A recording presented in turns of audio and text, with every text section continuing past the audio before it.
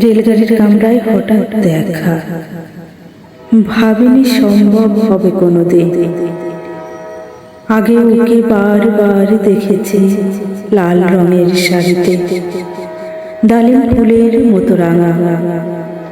আজ পরেছে কালো রেশমের কাপড়, আঁচল তুলেছে মাথায়, দোলন চাপার মতো চিকন গৌর মুখখানি ঘিরে।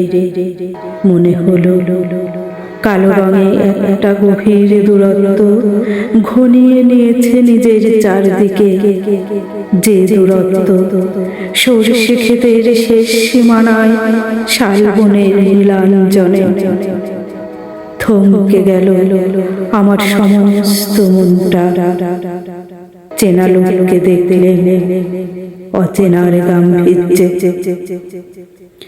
হঠাৎ খবরের কাগজ ফেলে দিয়ে আমাকে করলে নমস্কার।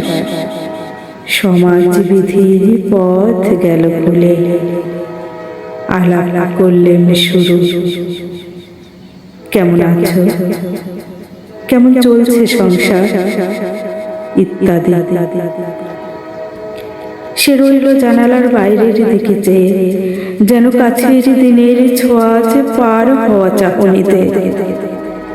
দিলে অত্যন্ত ছোট দুটো একটা জবাব, কোনোটা বা দিলেই না। বুঝিয়ে দিলে হাতের অস্থিরতায় কেন এসব কথা, এর চেয়ে অনেকে ভালো চুপ করে থাকা। আমি ছিলাম অন্য বেঞ্চিতে ওর সাথীদের সঙ্গে।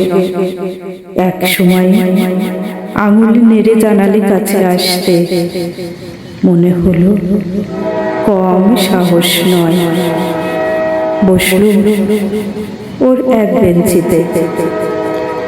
গাড়ির আওয়াজের আড়ালে বললে মৃদু স্বরে, কিছু মনে করো না, সময় কোথা সময় নষ্ট করবার।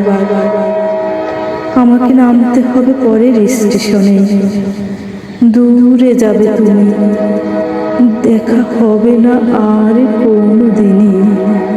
তাই যে প্রশ্নটার জবাব এতকাল থেমে আছে, শুনবো তোমার মুখে। সত্য করে বলবে তো? আমি বললে বলবো। বাইরের আকাশের দিকে তাকিয়ে শুধুল, আমাদের গেছে যেদিন একেবারেই কি গেছে, কিছুই কি নেই বাকি।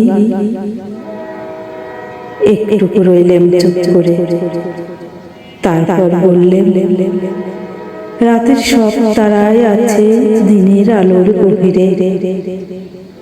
খটকা লাগলো, কি জানি বানিয়ে বললেন নাকি।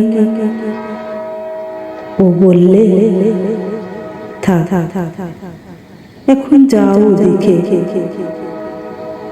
সবাই নেমে গেল পরের স্টেশনে, আমি চললেন একা।